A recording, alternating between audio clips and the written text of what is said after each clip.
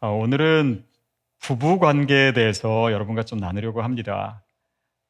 근데 보면은 뭐 혼자 사시는 분들도 있기 때문에 이 말씀을 전해야 될까 이렇게 잠깐 고민은 했었는데요.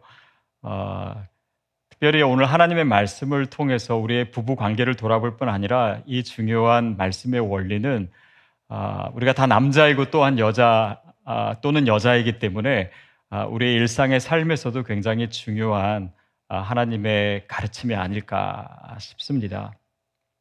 특별히 요즘 가정이 굉장히 위기 가운데 있잖아요. 또 팬데믹 시대에는 더욱더 그렇고 우리가 격리 중에 있다 보니까 신문지상에서 맨날 들리는 얘기가 가정 폭력이 정말 많아졌다. 또 이혼율도 훨씬 더 높아졌다. 이런 얘기도 많이 들립니다. 실제로 가정이 정말 위기 가운데 있는 것도 사실입니다. 어느 글에 보니까 1960년대 이후로 결혼하는 비율이요 3분의 1로 떨어졌대요. 그리고 이혼율은 2배가 됐다라고 합니다. 뭐 그것만 봐도 굉장히 가정이 위기 가운데 있고 또 사탄이 가정을 공격함으로 이 시대에 하나님 나라를 위협하고 있는 것도 사실인 것 같습니다. 제가 예전에 어디서 읽었던 내용인데요. 어느 그 노부부가 있었는데 50년 동안을 같이 살았습니다. 근데 이 부부는 이제 서로 모든 것을 다 나누는 그런 사이였는데 한 가지는 공유하지 않는 것이 있었대요. 그게 뭐냐면 그 부인이 가지고 있는 이 옷장에 넣어둔 상자가 있어요. 근데 그 상자는 절대 열어보지 말라고 남편에게 부탁을 해서 남편은 이제 그것을 이제 잊고 살았지요. 그러던 어느 날 이 아내가 병을 얻었고 또 이게 심각한 병이라 이제 살 날이 얼마 남지 않은 때가 됐습니다. 그제서야 그 옷장에 있는 상자 얘기를 꺼내면서 이제는 그것을 봐도 좋다. 그렇게 해서 이제 병원에 있던 남편이 집에 가서 그 상자를 열어본 거예요. 그 상자를 열어보고 남편이 깜짝 놀랐습니다. 왜냐하면 거기에는 이 손으로 뜬 인형 2개가 있었고 그리고 현찰로 1억 2천만 원이 있었대요.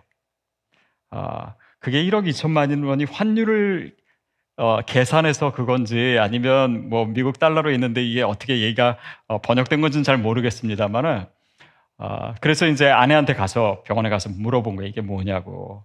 그랬더니 아내가 이제 결혼을 할 때, 젊었을 때 결혼을 할 때 자기 할머니가 결혼 생활에 있어서 제일 안 좋은 것이 싸우는 거다.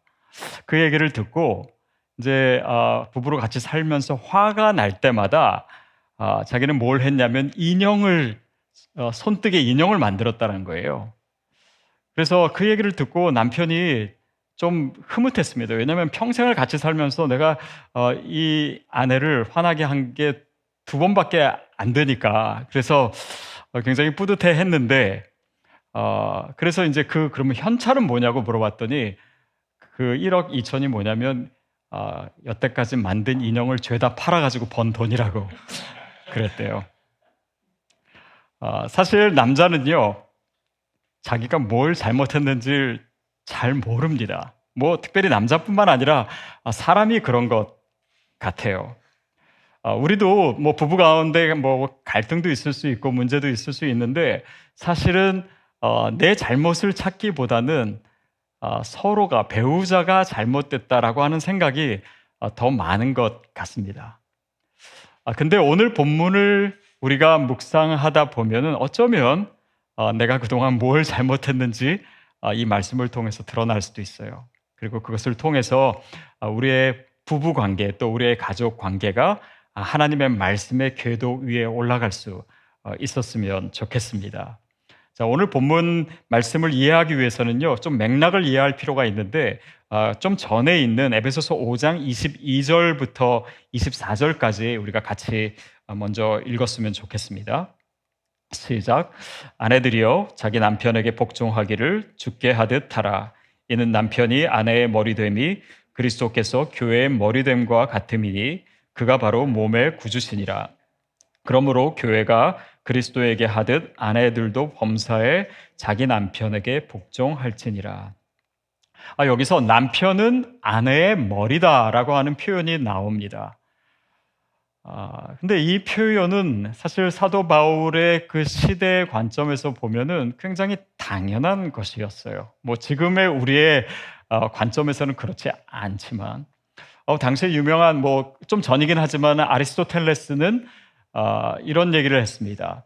남자는 선천적으로 모든 면에서 여자보다 우월하다라는 거예요. 그래서 여자를 다스리기에 적합하다. 뭐 이런 얘기도 있고, 또 사도 바울 당시에 살았던 역사가 요세푸스도 비슷한 얘기를 합니다. 여자는 모든 면에서 남자보다 열등하기 때문에 남자에게 복종해야 된다. 성경에 보면요, 이렇게 좀 가부장적인 남자 중심적인 세계관이 좀 나와요. 그런데 왜 그러냐면 사실 그 시대의 이데올로기나 그 시대의 문화를 반영하고 있기 때문입니다. 그러나 성경에 나와 그런 문화가 나와 있다라고 해서요, 그것이 성경적인 가치관은 또한 아닙니다. 그것을 또 잘 구별하는 것이 필요하지요. 자, 그런데 이 사도 바울은요, 그 시대적 가치관에 반해서 전혀 다른, 어떻게 보면 굉장히 혁신적인 얘기를 하고 있습니다.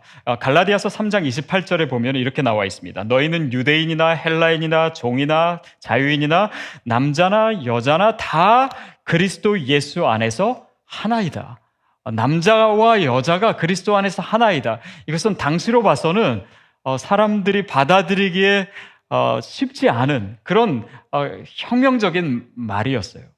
또 고린도 후서에 보면은 사도 바울이 이런 얘기도 합니다. 남자의 몸은 여자의 권한 안에 있다. 그러니까 그 당시 사람들의 사고와는 굉장히 다른 이야기를 성경은 하고 있습니다. 특별히 이 남자와 여자의 관계에 있어서 성경이 어떤 관점을 가지고 있나, 이것을 생각해 봤을 때 결혼 제도가 처음 나온 이 창세기 앞부분을 우리가 볼 필요가 있는데요. 거기에 보면은 여자를 창조하시면서 뭐라고 얘기하시냐면 돕는 배필이라고 얘기하세요. 근데 여기서 돕다라고 하는 의미의 히브리어가 바로 에제르라고 하는 단어인데요. 이 에제르라고 하는 단어는 주로 하나님을 얘기할 때 쓰는 단어입니다. 또 시편에 보면은 그는 나의 도움이시오, 뭐 이렇게 표현되잖아요. 그러니까 이 돕는다라고 하는 이 배필은 뭔가 열등하고 보조적인 존재를 얘기하는 것이 아니라 하나님이 우리보다 더 열등해서 우리를 도와주시는 것이 아니잖아요. 그러니까 이 돕는 배필로서의 여성 그리고 그 남성과의 관계는요, 좀 우리가 복음적으로 생각해 볼 필요가 있습니다. 그것은 무슨 의미냐면 예수님께서 하나님의 본체이시나 그와 동등됨을 취할 것으로 여기지 아니하셨어요. 빌립보서 2장에 보면 그런 내용이 있잖아요. 그러면서 자기를 비워서 종의 형체를 가지고 죽기까지 복종하셨다. 하나님께 순종하셨다 나와 있습니다. 예수님은 삼위일체 하나님으로서 하나님과 동일하신 분이에요. 그런데 복종하셨습니다. 동등함에도 불구하고 복종할 수 있다. 이것이 바로 하나님 안에서도 그렇고 또 부부 관계에서의 신비이고 풍성한 우리가 생각해 봐야 될 그런 은혜가 그 안에 있습니다. 그 말은 하나님께서 가정을 만드실 때 우리에게 주신 창조의 질서와도 같은 것이에요. 즉, 가정에 있어서의 그 권위와 그 책임을 남성에게 주신 것입니다. 그러니까 여자가 열등해서가 아니라 뭐 여자는 그냥 남자 말을 그냥 무조건 잘 들어야 된다 이런 차원이 아니라 남편의 말에 복종할 수 있는 그 태도가 어디서 오냐면 사람에 대한 복종이기 전에 하나님에 대한 복종, 하나님에 대한 순종이기 때문입니다. 그래서 그 질서를 우리 가정에서 회복하고 또 그 책임감을 남편이 잘 가질 수 있도록 배려하는 것이 아내의 역할이다라고 하는 것이죠. 자, 그리고 남편들에 대해서는 25절에 이렇게 나와 있습니다. 우리 같이 읽겠습니다. 시작. 남편들아, 아내 사랑하기를 그리스도께서 교회를 사랑하시고 그 교회를 위하여 자신을 주심같이 하라.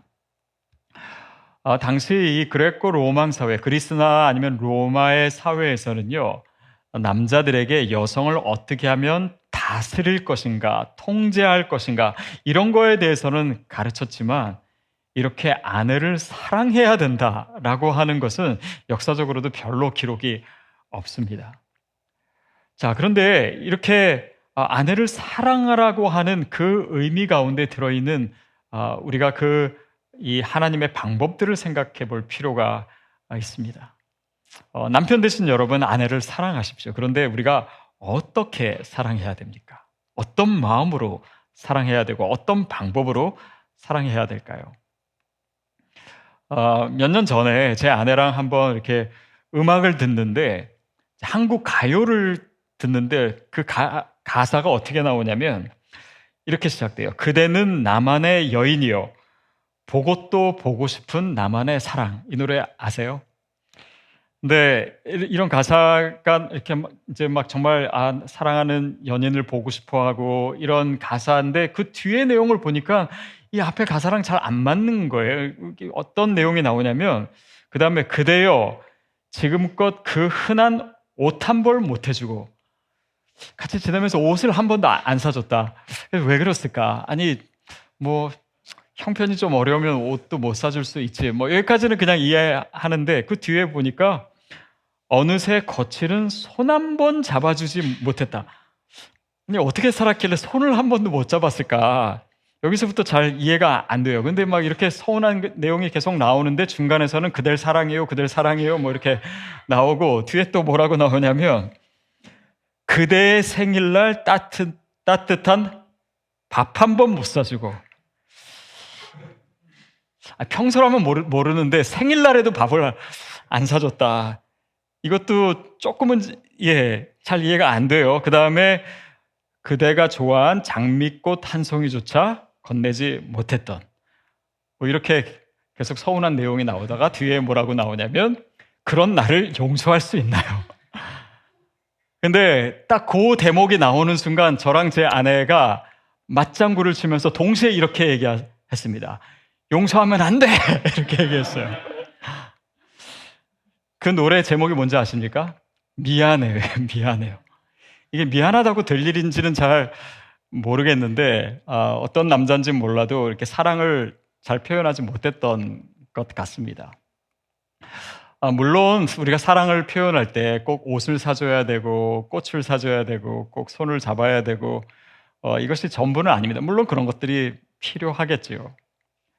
근데 하나님께서 이 말씀을 통해서 크리스찬인 우리에게, 또 특별히 남편에게 어떻게 사랑하기를 원하시는가, 아내를 사랑하기를 원하시는가, 그것은 바로 이 표현 가운데 있습니다. 그리스도께서 교회를 사랑하시고 자신을 주신 것 같이. 다시 말하면 주는 사랑이에요. 뭔가를 얻고자 하는 사랑이 아니라, 또 내 기대와 내 욕심을 채우기 위한 사랑이 아니라, 나 자신을 주는, 그리스도께서 우리를 위해서 자신을 주는 사랑, 희생적인 사랑을 얘기합니다. 그리고 그것이 바로 오늘 본문이 정말 하려고 하는 이야기예요. 갓 결혼한 이 부부들은요, 보통 서로를 통해서 자기의 필요를, 또 자기의 어떤 갈망하던 것을 채우려고 하는 욕망을 갖습니다. 제가 잘 아는 부부가 있는데요. 남편이 권씨고 아내가 김씨입니다. 참고로 제 아내 이름이 김지연이에요. 근데 이 남자 권씨가 처음 이 아내 되는 김씨를 만났을 때 너무 기뻤습니다. 그리고 정말 내가 원했던 사람이다라고 생각을 하고, 함께 있는 시간이 너무 즐겁고 또 막 너무 아름다운 것 같고, 그리고 성격도 너무 좋고 그랬어요. 그래서 내가 이 여자를 어떻게 행복하게 해줄까, 이 사람의 필요를 어떻게 채워줄까, 어떻게 기쁘게 해줄까 라고 늘 생각했었으면 좋은데, 그렇게 생각하지 못했던 것 같아요. 물론 뭐 전혀 그런 건 아니었지만은 그 대신 내가 원하는 것, 내가 필요로 하는 것이 있는데 이 여자가 그것을 얼마나 완벽하게 채워줄 것인가 거기에 집중했던 것 같습니다. 그러다 보니까 그 기대가 채워지지 못할 때 실망감이 오는 거예요. 근데 그 김 씨도 마찬가지였던 것 같아요. 결혼함으로써 이 남자가 나에게 뭘 채워줄 것인가, 뭘 줄 것인가, 그걸 잔뜩 기대했는데 이 남자는 새벽에 나가면 밤 늦게까지 집에 돌아오지를 않고 그리고 집에 와서는 늘 피곤해서 그냥 쓰러져 자고 가정보다도 늘 교회 일이 중요하고 이러니까는 자기의 기대가 무너지는 것 같고 실망하게 되고 서로가 서로에게 기대했던 것들이 무너지고 내가 속았다 이런 생각도 들고 그러다 보니까는 그 혼란 속에서 보냈던 그런 시간들이 있었습니다. 누구 얘기인지는 잘 모르겠어요. 근데 하여튼 굉장히 힘들었던 적이 있습니다. 근데 많은 경우에요, 우리가 결혼을 이렇게 생각해요. 내가 기대하는 것, 내가 필요로 하는 것, 그것을 채우는 것이 결혼이라고 생각합니다. 결혼 건축가라고 하는 유명한 책을 지은 로렌스 크랩 박사님이 이런 얘기를 합니다. 남자와 여자에게는 각각 갈망이 있다. 근데 남자에게서는 그 갈망이 무엇이냐면 어떻게 표현하냐면 중요성이라고 하는 개념으로 표현될 수 있고 여자에게 있어서는 이 안정감이라는 거예요. 근데 남자가 그런 중요성, 내가 가치 있는 존재야 라고 하는 확신을 갖는 것이 남자에게 중요하고 여자에게 있어서 안정감은 무엇을 통해서 오냐면 내가 사랑받고 있다라고 하는 이 확신에서 안정감이 온다라는 거예요.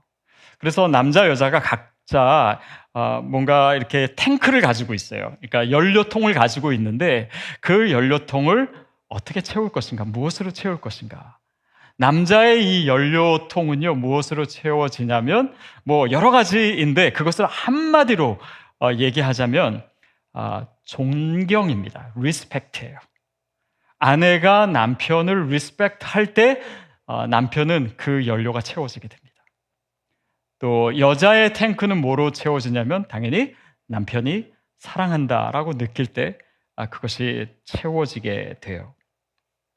자, 그래서 그것을 먼저 여자부터 생각해 보면은 이렇습니다. 여성들이 가장 많이 남편에게 불만감을 갖는 것이 뭐냐면 여기 대부분 여성분인데 제가 여성의 관점에서 얘기가 틀리면 틀리다고 해주세요.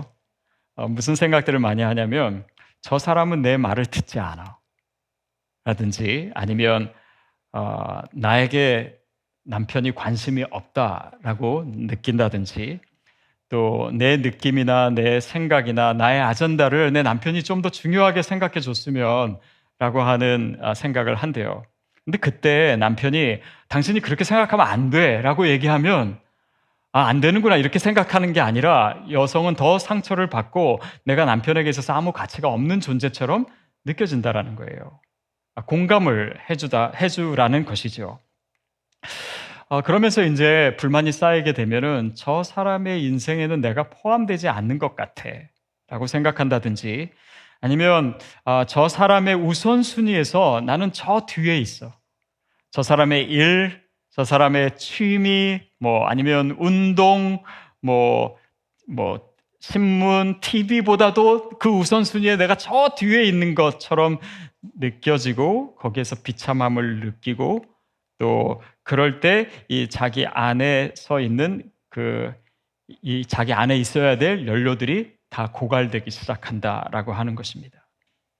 그냥 내가 남편에게 있어서 어떤 존재지? 그냥 나는 빨래해주고 청소해주고 애 키워주는 사람인가? 이런 느낌을 갖게 되고 그래서 남편이 자기 아내를 자기 삶의 가장 우선순위로 둬야 된다. 그래야지 아내는 사랑을 느끼게 되고 그래야 남편을 존경할 수 있는 에너지가 채워지게 된다는 거예요. 대부분은 그 에너지가 없기 때문에 남편을 존경할 수가 없다. 그런 감정이 생기지 않는다라고 하는 것이죠. 특별히 여성이랑 대화할 때 우리가 그 대화의 코드를 잘 읽을 필요가 있다라고 해요. 우리가 이제 뭐 대화할 때, 특별히 이제 남자와 여자, 남편과 아내와의 대화 때 두 가지 종류의 커뮤니케이션이 있대요. 하나는 factual communication, 그러니까 사실에 근거한, 사실을 얘기하는 그런 소통이고, 또 하나는 relational, 그러니까 관계적인 커뮤니케이션이 있다라는 거예요. 근데 대부분의 여성들은 이 두 번째 관계적인 이 대화를 하는데 반면에 남자들은 factual communication을 한다라고 해요. 제가 하와이에서 제자훈련을 받을 때 거기서 들었던 강의 내용 중에 이런 것이 있었습니다. 그 강사님 뭐라고 했냐면, 어느 아내가 남편에게, 이제 남편이 이제 직장에서 일하고 있었는데 아침에 전화를 했어요. 근데 뭐라고 질문했냐면, 당신 오늘 아침에 내 생각했어요? 라고 질문을 할 때 남편들은 절대 그 질문에 대답하지 마라, 이렇게 얘기하더라고요. 왜냐하면 여보 생각을 했다라고 하면은 거짓말한다고 믿지 않을 거고, 근데 생각을 안 했다고 하면은 또 그것도 섭섭하고, 그래서 그렇게 대답하지 말고 오히려 아내의 그 감정을 질문해라, 뭐 이런 식으로 얘기했던 것이 기억이 납니다. 또 한 가지 이야기를 해주는데 이런 내용이었어요. 남편이 이제 퇴근하려고 준비를 하고 있습니다. 그래서 이제 아내에게 전화를 해서 나 몇 시까지 가겠다고 해서 회사에서 나오려고 하는데 갑자기 어느 고객한테 전화가 온 거예요. 그래서 그 사람이 요청이 있어서 업무를 처리하느라고 뭐 이메일 보내고 그러느라고 좀 늦어졌습니다. 그래서 이제 차를 타고 나오는데 그날따라 또 차가 막히는 거예요. 그래서 계속 늦어지고, 차가 막히다 보니까 또 가스가 다 떨어졌어요. 그래가지고 가스 스테이션에 가가지고 이제 가스 넣고 그렇게 하다가 더 늦어진 거예요. 그래서 도착했더니 아내 표정이 별로 안 좋은 거예요. 아내가 당연히 물어봤어요. 당신 왜 늦었냐고. 그때 남편들에게 대답하지 말라고. 아니, 당연히 우리는 뭐 저라도 그러겠지만, 아니, 나오려고 그랬는데 고객한테 전화가 왔고 뭐 차도 막혔고 가스 넣어야 되고 이래서 늦은 건데, 아내가 듣고 싶은 것은 그런 대답이 아니라는 거예요. 이유인즉슨 여자는 왜 늦었냐고 물어보지만 그것에 대해서 설명하고 변명할수록 그 마음에 남편에게 있어서 더 서운함이 생긴다라는 거예요.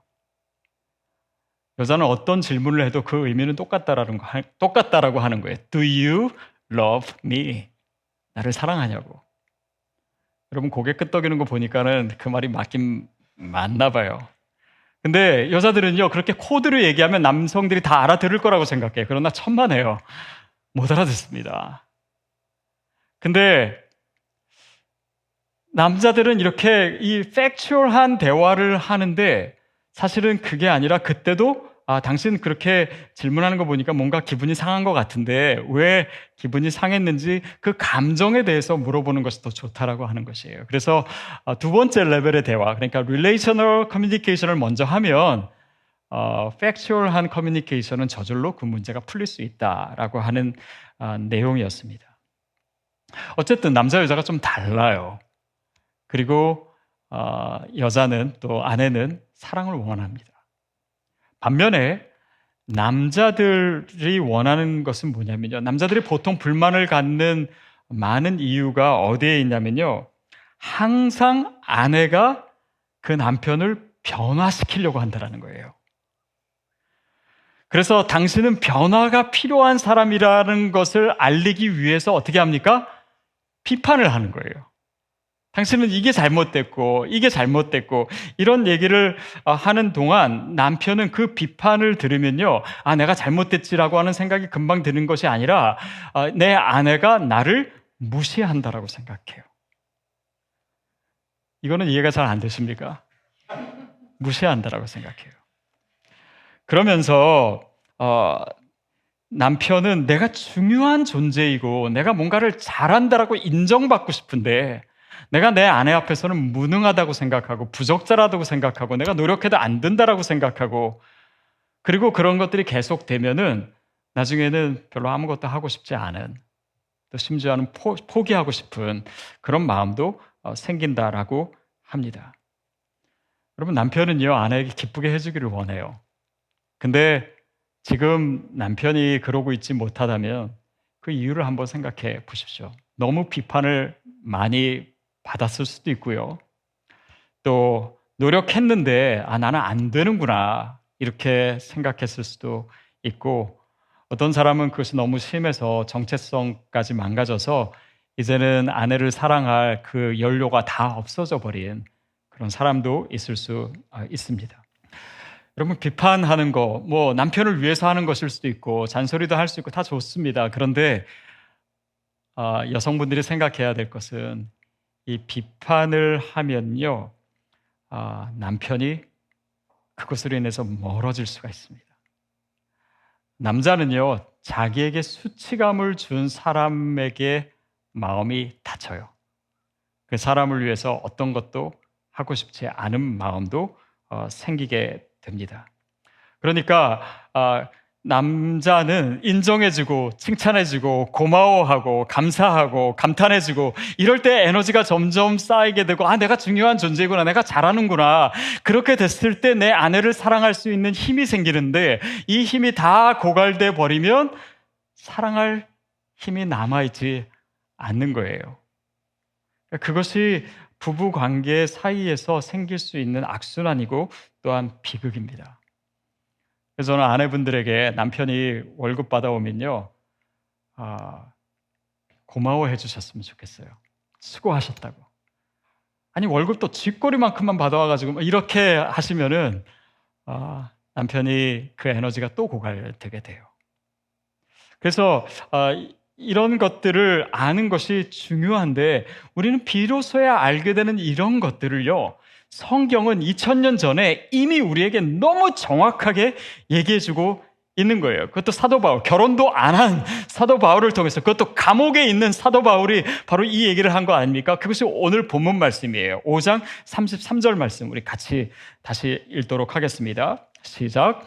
그러나 너희도 각각 자기의 아내 사랑하기를 자신같이 하고 아내도 자기 남편을 존경하라. 그러니까 남편에게 필요한 것이 뭐라고요? 존경이에요. 리스펙트입니다. 남자는 그걸 원해요. 여자에게 필요한, 아내에게 필요한 것이 뭐라고요? 사랑이에요. 그래서 이 연료를 서로 채워줘야 된다는 거예요. 그런데 어떤 부부, 지금도 힘든 관계를 유지하고 있는 어떤 부부는 아마 이렇게 얘기하는 분이 있을 거예요. 나는 이제 더 이상 내 아내를 사랑할 에너지가 없어요. 어떤 아내는 나는 더 이상 내 남편을 존경할 수 있는 힘이 없어요. 이미 다 고갈된 내 남편이 나를 사랑해주지 않는데. 여러분 그러나 그 대답은요 물론 누구든지 할 수 있을런지 모르겠습니다. 그러나 우리 크리스찬에게는 그렇지 않습니다. 여러분에게는 에너지가 있어요.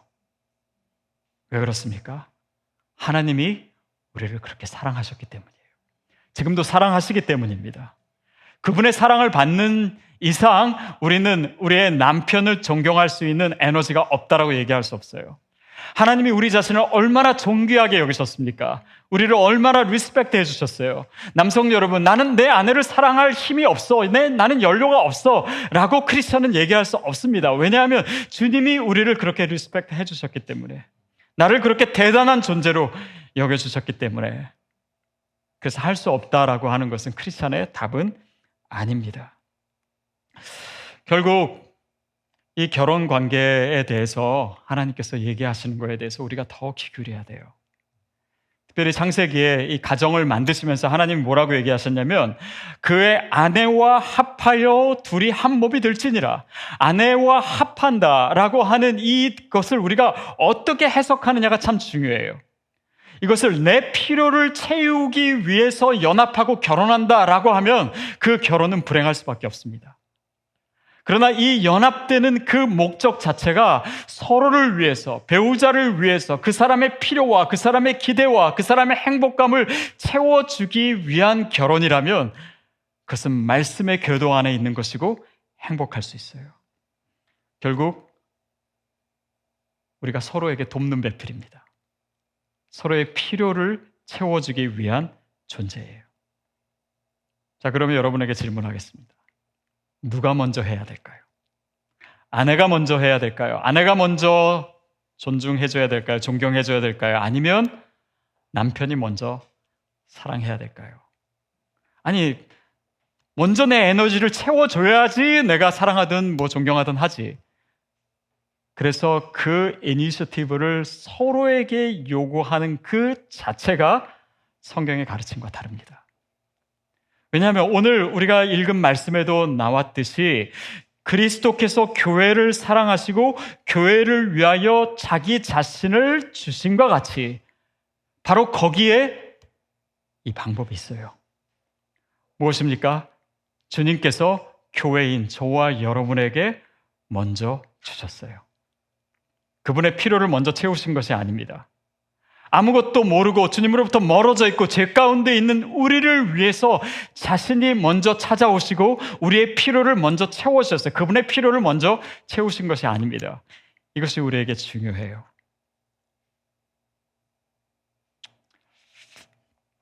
아까 말씀드린 그 권 씨와 김 씨는 그렇게 해서 조금씩 변화가 돼서 지금은 잘 살고 있습니다.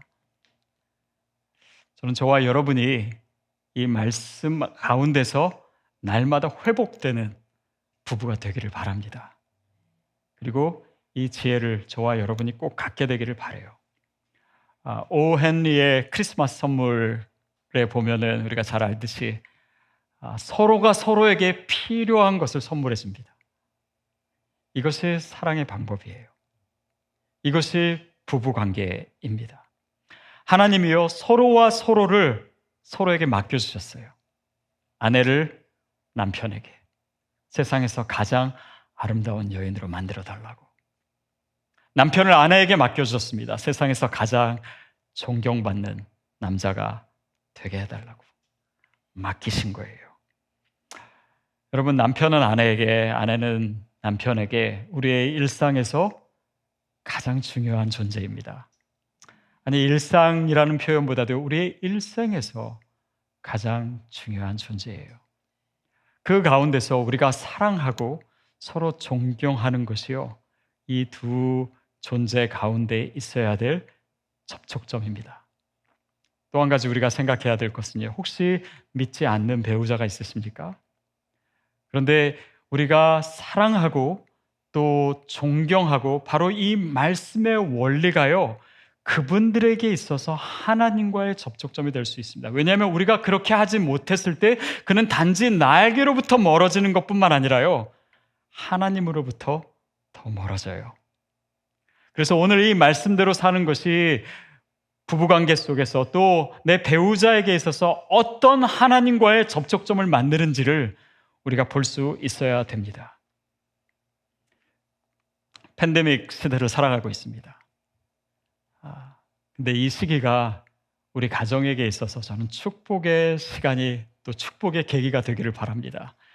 서로의 이 에너지를 채워주고 또 그것을 위해서 훈련하고 노력하는 가운데 서로와의 거룩한 접촉점이 만들어질 거예요. 그리고 그러는 가운데 우리와 또 나의 배우자와 하나님과의 접촉점도 더 많이, 더 아름답게 만들어질 줄로 믿습니다. 그 가운데서 하나님의 놀라운 축복을 누리시는 우리 모두가 되기를 주님의 이름으로 축복합니다.